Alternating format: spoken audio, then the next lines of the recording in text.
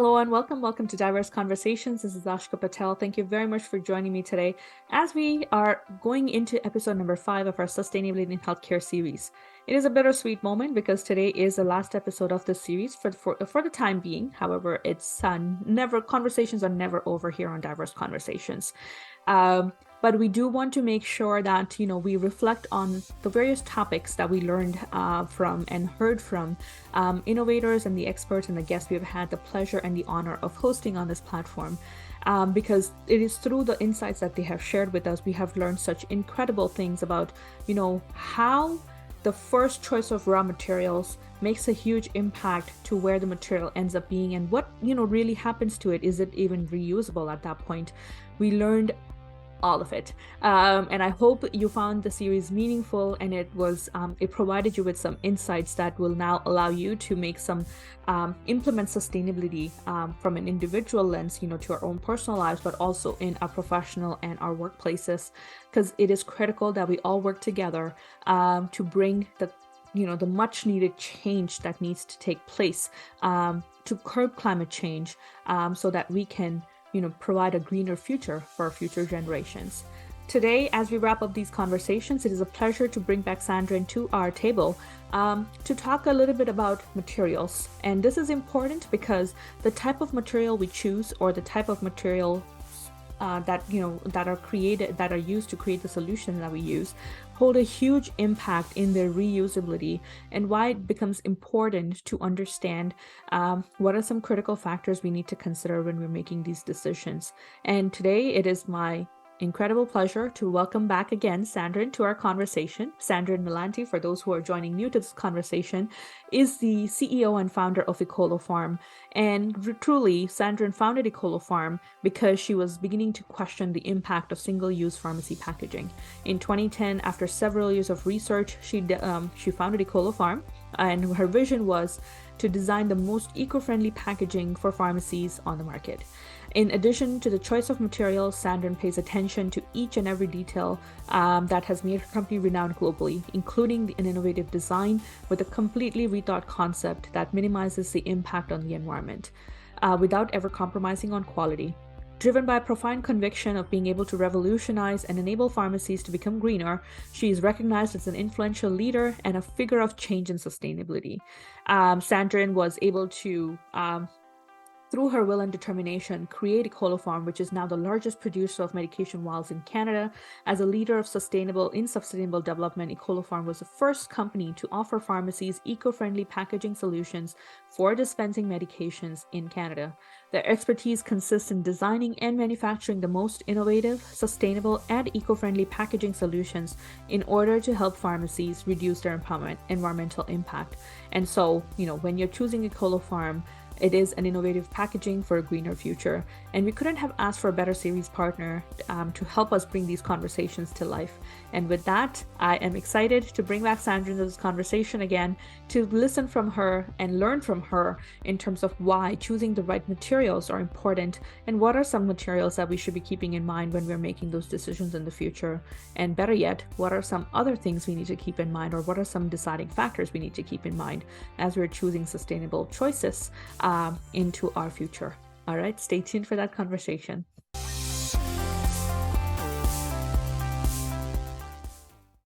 Okay, so now we have Sandrine joining us. Now, this is our second episode, and as promised, we are going to be talking about a lot in terms of focusing on the materials that are used, how sustainable are these materials, and who better to ask than the expert herself.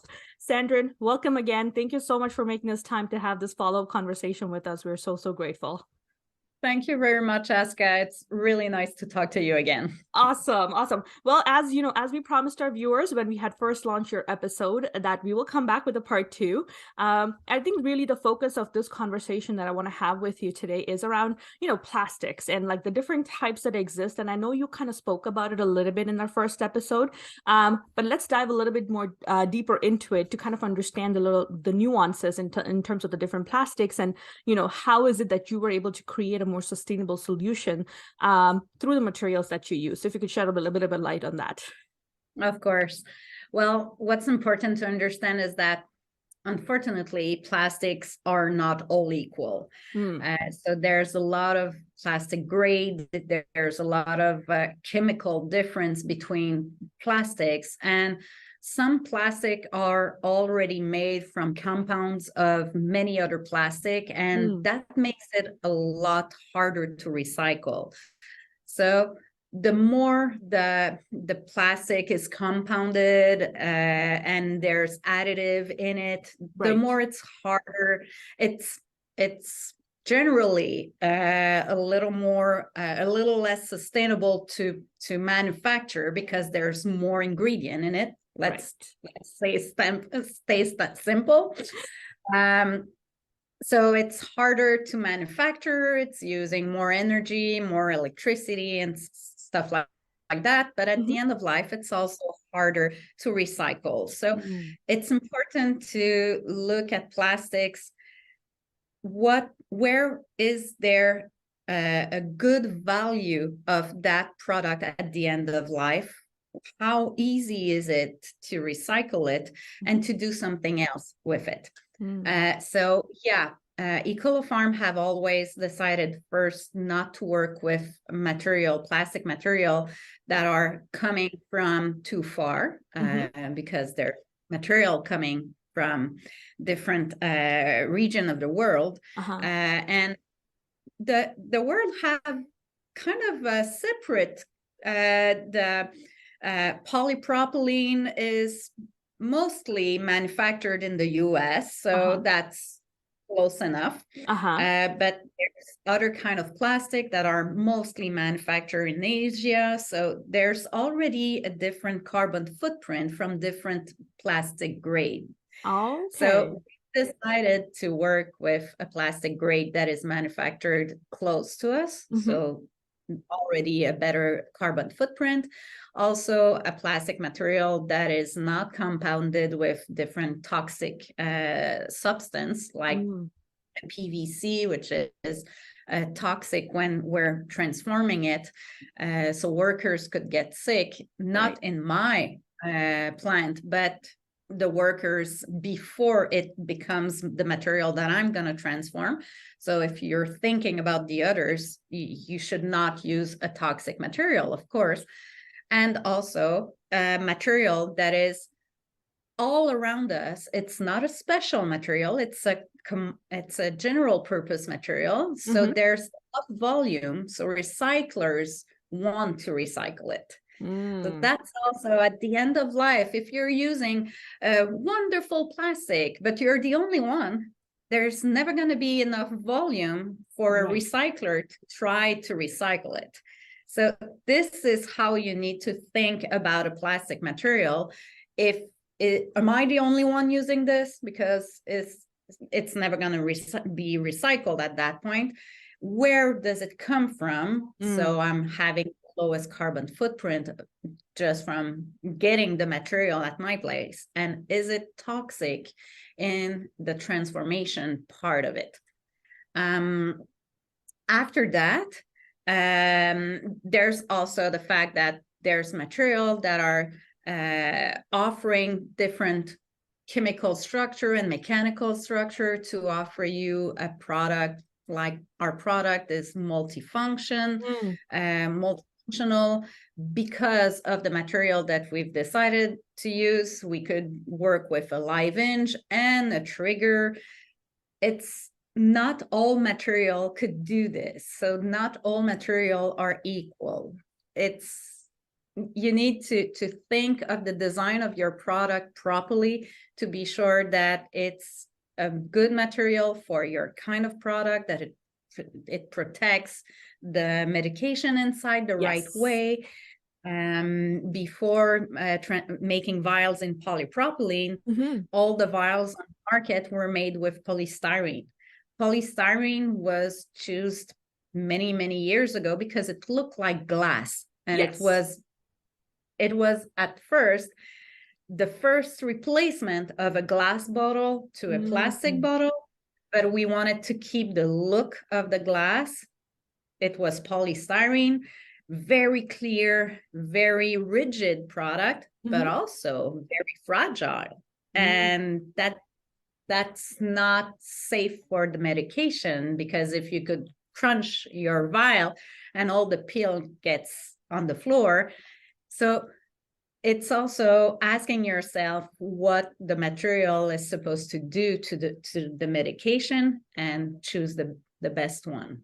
Absolutely. Wow. You hit on so many critical points, and this is really, this is the type of conversation we're hoping to have with this series, is to gain and develop that understanding. Because to be honest, I know for a fact, and myself included, there's very little that we know in terms of how to choose the right product, and if I'm choosing the right product, is this actually even making a difference, or how do I know that what I'm doing at my pharmacy or at my healthcare organization, such as a hospital, like if I'm changing like the type of plastics I use, is this actually making a difference, and how much of a difference does it make? And so I guess you spoke about quite a bit, and one of the important points that I got out of it is like when you're thinking of choosing an item or a solution, think of it in terms of like the raw material all the way up till the end of it, in terms of how is it going to be recycled, if it's going to be recycled. And I think you're kind of like describing a circular economy for these products. If I'm getting this right, let me know. Perfect. No, you're right. Perfect. It's because I'm still learning, so it's always, I have to be mindful of how I use the terms. But circular economy has become a lot more critical of a matter, especially when we're looking at healthcare products and healthcare solutions, because we know for a fact patient safety is so critical. Oftentimes we'll say, oh, because of patient safety reasons, use and throw is like the best thing to do, but is it really? And I think the way you have challenged industry standards, breaking those 1975 laws, that's what I remember from our last conversation, to really changing how the industry actually, like the materials that everyone was now able to use a recyclable material. Prior to EcoloPharm, that was not the case. And so I think if you can touch on a little bit in terms of like, what are some things that, individuals or decision makers can consider as you're looking for sustainable pharmacy solutions? Like, what are some things to look for? What are some questions that they may ask? Again, just to gain a better understanding of, which ones to go for and, which ones to choose.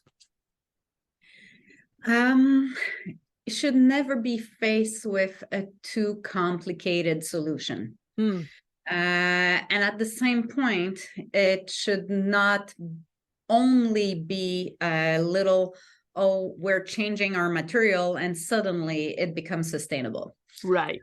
There's a lot of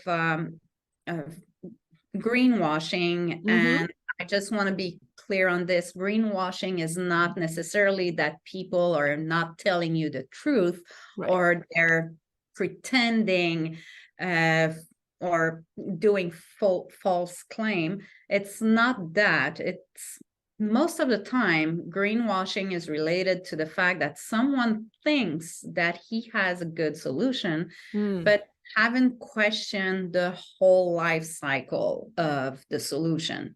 Right. The example is all of those nice ideas about biodegradable solutions. A biodegradable plastic, because let make something clear here. Plastic, unfortunately, has a big role in packaging properly medication and protecting that medication and guaranteeing the shelf life of the medication. There's nothing better than plastic as of today to protect medication properly. So we're using plastic. There's no other way. But there's solution of biodegradable plastic. A biodegradable plastic is adding an agent inside a plastic to accelerate the chemical reaction to break out the chemical chain of the plastic, so it becomes dust a little faster and disappears in the environment. Right.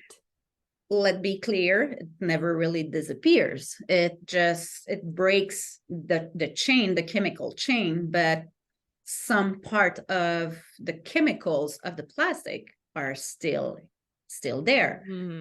So it's clearly not a clean solution. It still use exactly the same plastic resources, the same petroleum-based plastic, and you're adding an agent in it just to break it faster. And most of the time, if you're putting it in our landfill, our landfill don't have any oxygen because we're compacting our waste in landfill. In that situation, it's not biodegradable. It will never biodegrade. You're going back in landfill many years later, you're finding a plastic and you see that, yeah, the texture have changed, but it's still here. It's not biodegradable in our infrastructures as our landfills are today. Right. So it's an issue in the landfill. After that, it's a bigger issue if it makes its way through a recycling facility, because people are not able to really make the difference. They're not there for that. I'm sorry, you're using your vial and you're not gonna, am I gonna put it in the garbage can or the recycle bin? If it gets in a recycle bin, it's a contaminant for all of the recycling plastic, the recycled plastic that's going to be mixed up with it. And there's that little agent that's going to break out those chemical chain, and it's going to be a recycled material of a lower quality.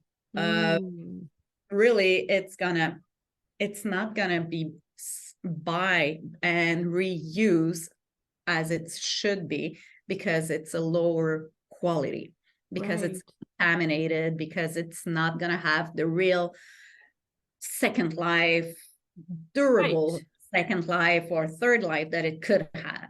So it's a big issue because our infrastructure over here in Canada are not, and it's kind of the same all across North America.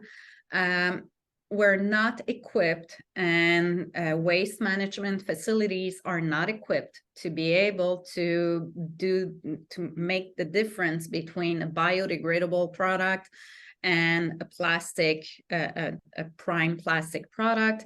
And if anything gets mixed up, you're decreasing the value of the plastic, the original plastic.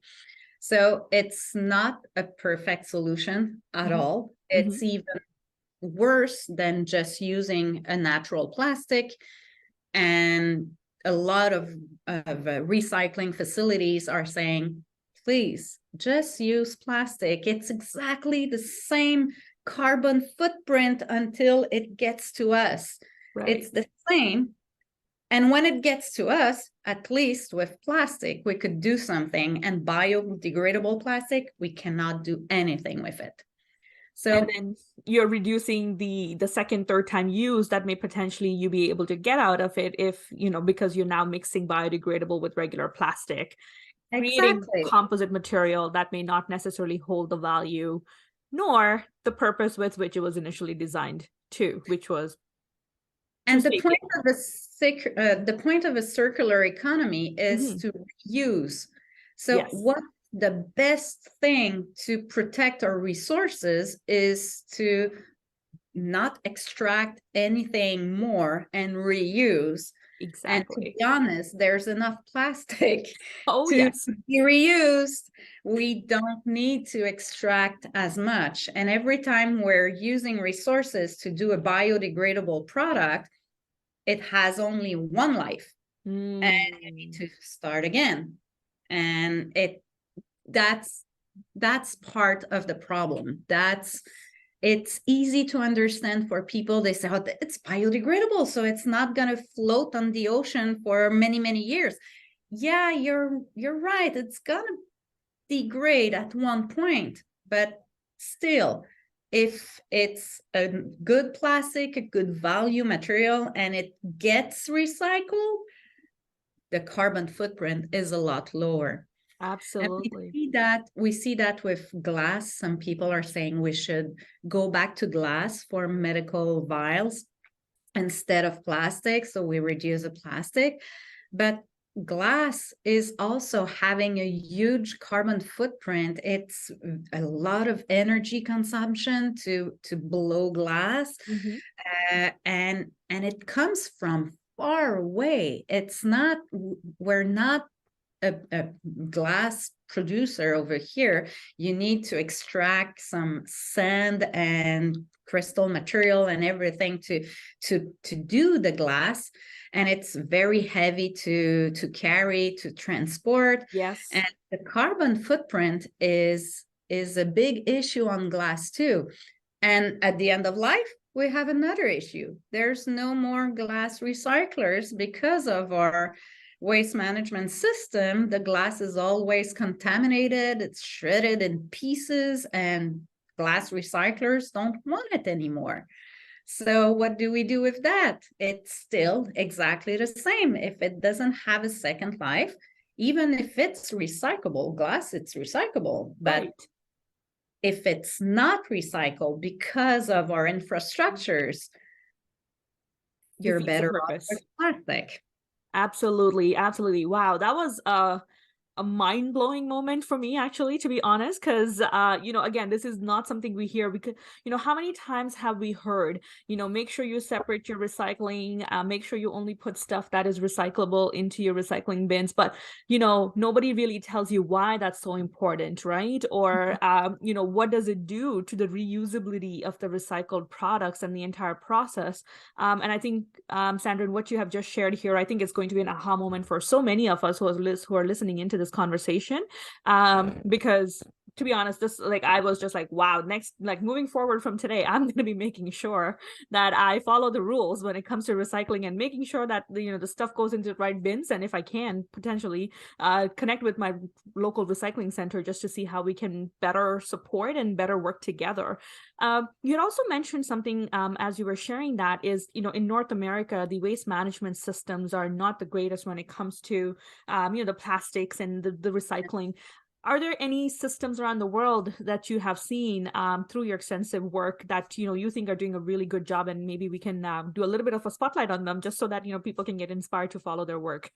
Yeah, in many countries in Europe, they stuck with the first.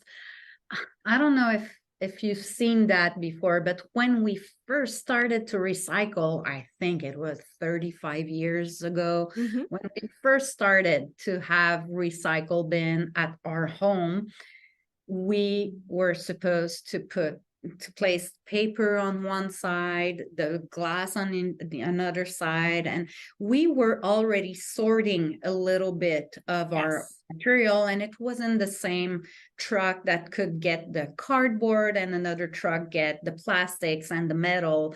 So we've changed all that to save cost, and we've decided that we're going to throw everything together and ask a waste management facility to sort it out. Right. And that's the base of the problem, because it's not sorted properly and it's already contaminated when it gets over there. So there's on the amount of plastic, just an example for plastic, the amount of plastic that is transformed every year, there's only 30% that find its way to a sorting facility. Wow. And the sorting facility is saving a third of it. So at the end, there's less than 10% of the plastic that makes it through a recycled facility at the end. Right. Everything else is lost. It's pure waste. It never gets in a recycle bin. And what's getting in the recycle bin, there's 2/3 that it's already so contaminated that it's not recycled. Right. So there's a lot of countries in Europe that are sticking with sorting by the citizen are sorting their own. They have big, it looks like big bales for the glass, for paper, and they're putting their material in separate bin. So it's not a truck that goes house by house. You need to go to the recycle facility yourself and put your material in big bins. Right. So this is, they have a higher rate of recycling in those countries because the material is not contaminated. There's a recycler that is going to empty that big cardboard bin, and he knows that it's only cardboard. So yes, he's going to have some work to do to sort it out a bit, but there's no glass in it. There's no metal. There's no aluminum. It's really just cardboard. And same thing for the plastic. There's different plastic grade. We know it's not all recycled together. HDP is recycled on one side, PP is recycled on another, PET is recycled on another side.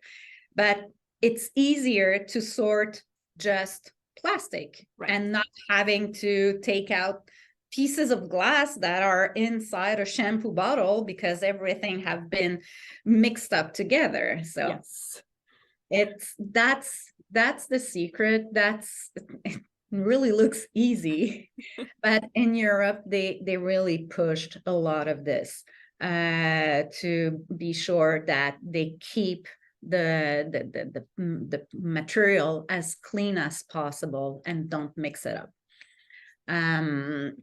So we need to rethink about this in Canada also.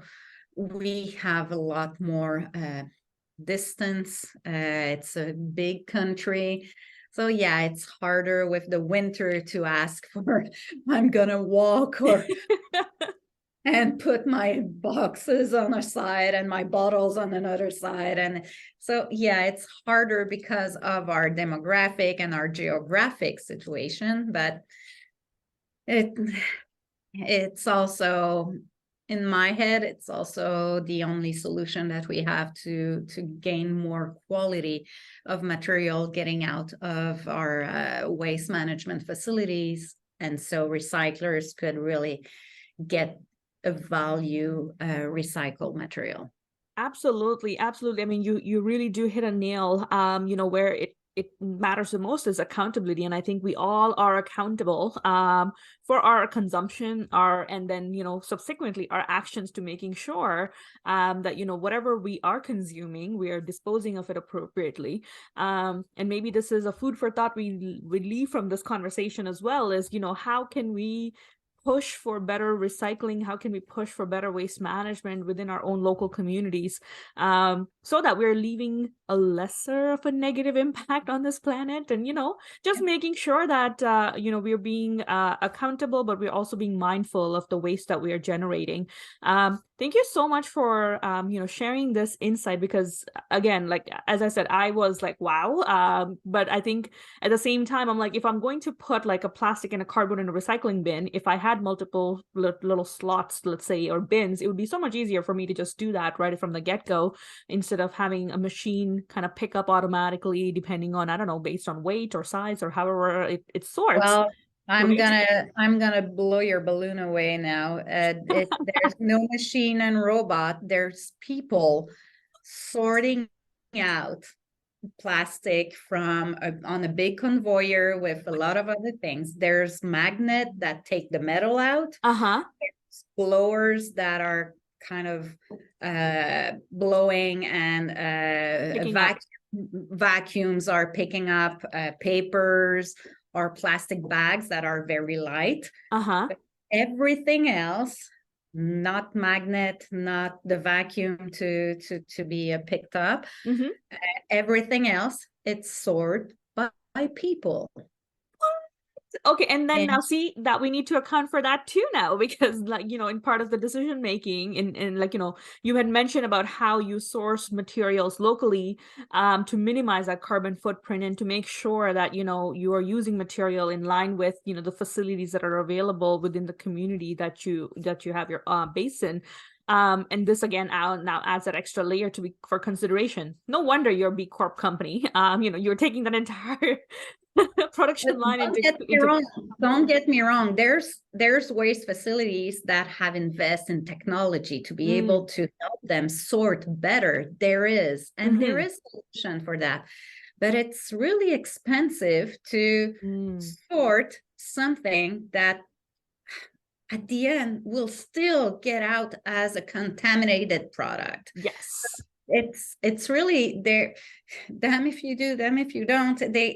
They're trying to sort out something that is not of a good value. And there's still a lot of things that they're doing by hand. Cardboard is easy to sort out from plastic, but at one point plastic is plastic. So yeah, PET is easier to get out of the conveyors, because the biggest volume of PET is plastic bottles or soft drink bottles. So there's magic eyes that are sorting those bottles out. But if you're doing something in PET that is not a soft drink bottle or a water bottle, it's not going to be picked up by those, because the material is not different enough for them. It's going to be pushed with another kind of plastic, because they're taking out plastic bottles, water bottles, soft drink bottles, no problem. Same thing with shampoo bottle. If you're doing a shampoo bottles are 90% of the time made with HDPE. If you're doing it in another kind of material, there's unfortunately a big chance that your bottle is not going to be recycled in the proper ballot of plastic, because it looks like a shampoo bottle. It's going to go in HDPE. Wow. You see how they needed to cut corners a little bit to try to get efficient. But if you're not aware of that and you're designing a product that is not respecting that reality, you will not be recycled properly. Oh my gosh. And thank you for, dismantling so many of these myths, or lack of understanding on my part. Absolutely. But like, this is so important to understand. And I think now it has made me even more mindful. Like, every time now I'm going to pick up a plastic bottle of some sort, I'll be looking at, like, you'll be like, okay, what is this? And like, what is a proper recycling, or is it even recyclable in the first place? Because it depends on the material that might be used.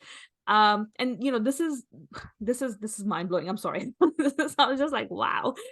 So much to think about here. But I think as I'm like, wrapping up this entire conversation, and like, as I'm kind of putting the pieces of the puzzle together, cannot help but ask just this one kind of like, couple of final questions as we wrap up this conversation as well. Greenwashing, you had mentioned that a little bit earlier as well. But, and obviously, I know no company is trying to do this in kind of a malefic intent, but it's more like, we're all trying to do our part in terms of creating sustainable products. How can we ask, I guess, so let's say, how can we potentially identify how good of a sustainable product it is? And I know one of the things you talked about is looking at kind of like the whole circular economy and like, reusability of it. Are there any other things that we need to consider when we're looking at products that we're purchasing? Yes, of course. For any environmental claim to be safe, you need to measure it. You need to have numbers and to be able to share those numbers with your customers With EcoloPharm, we're measuring our carbon footprint every year. We're having life cycle analysis of our product, and we're able to say to the pharmacist, even if it's not recycled, our process have decreased the impact on the environment. And this is the other part. This is not just yes, circular economy, reusing. This is a big part of reducing our carbon footprint in general.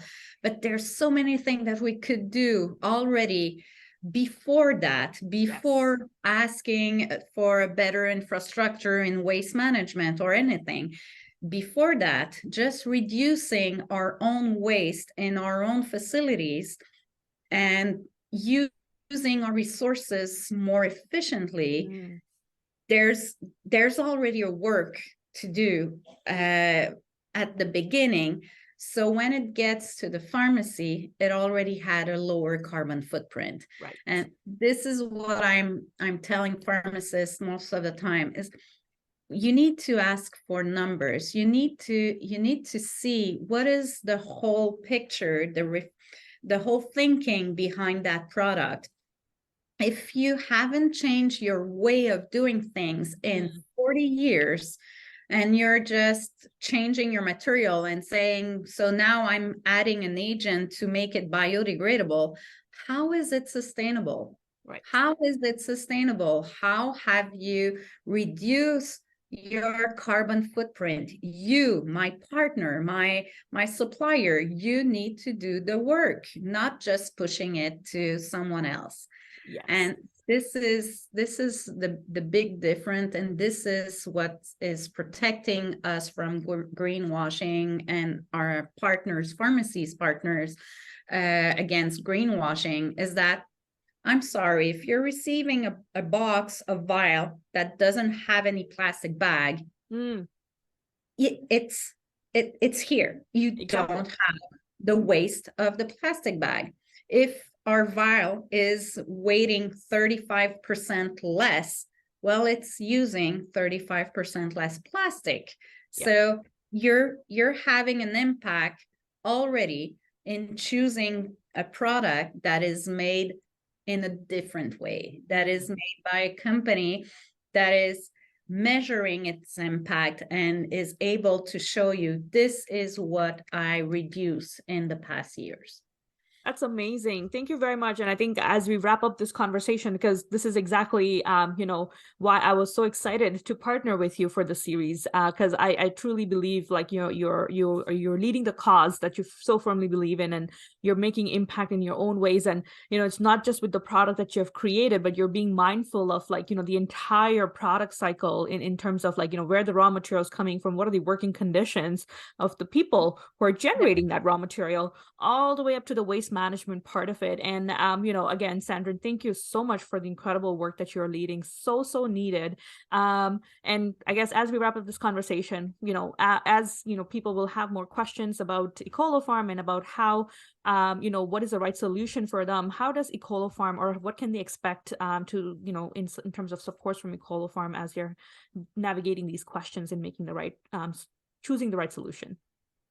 Well, we have a lot of information available on what we're doing and how to see plastic waste and how to reduce it in pharmacy. We have a lot of information on our website, but any pharmacist could also reach out to us, to our representatives, so they could ask more questions. And the most important thing is that a pharmacy that partners with us, he gets every year a certificate with his carbon footprint. We're measuring, when he's using our product, we're measuring the impact.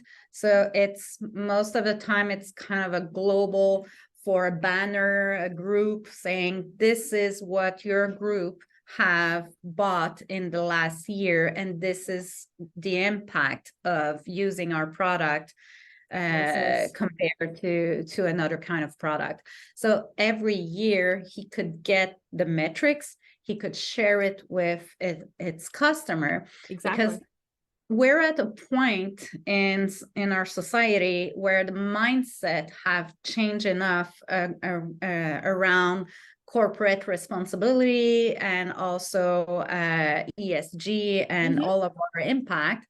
So you need to share it. You need to really engage your staff behind it, and we could help pharmacists to train their team with environmental data and information. So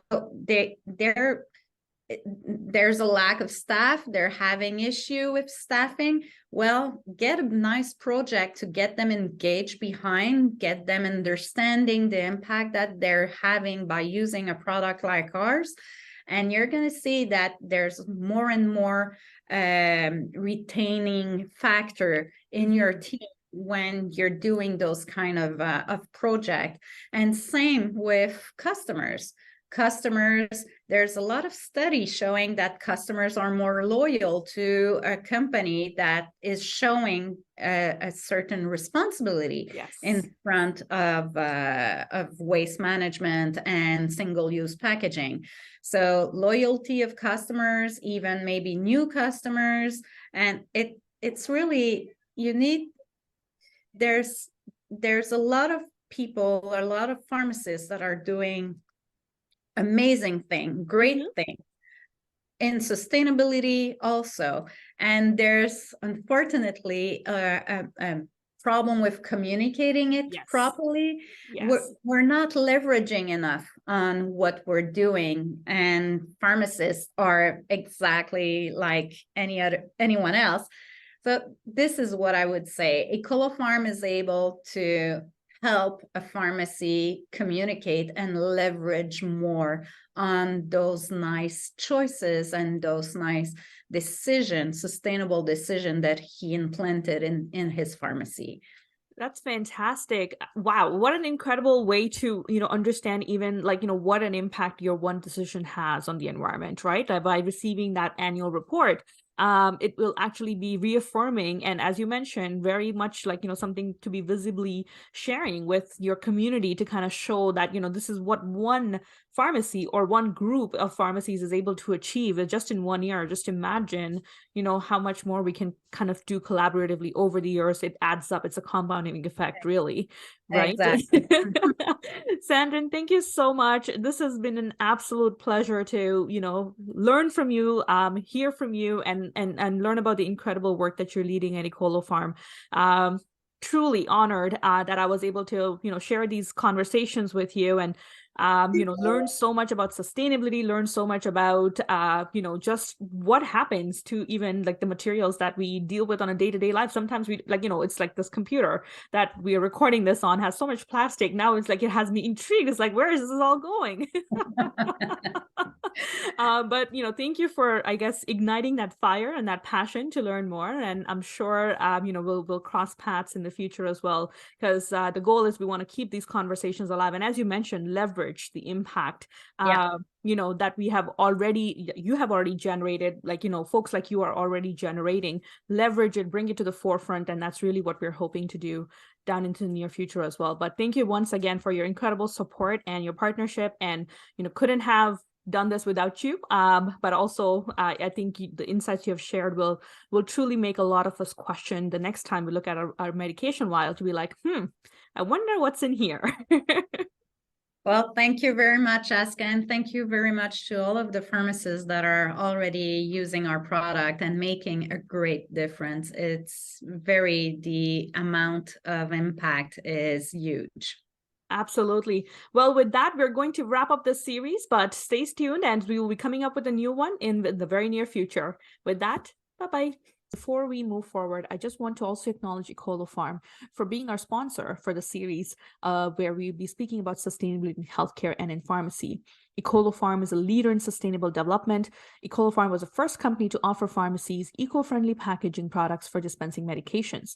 Their expertise consists in designing and manufacturing the most innovative, sustainable, and eco-friendly packaging solutions in order to help pharmacies reduce their environmental impact.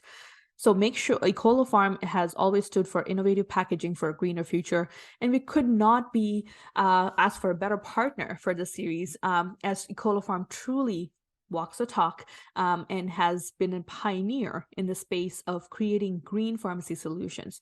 It gives us an immense pleasure to be able to partner with EcoloPharm to bring forward the series to you. And I hope you enjoy the series and learn from it, and hopefully implement some of the solutions we discuss here, as it will truly help our planet, especially curb climate change, and make sure that we're able to leave a greener planet for our future generations.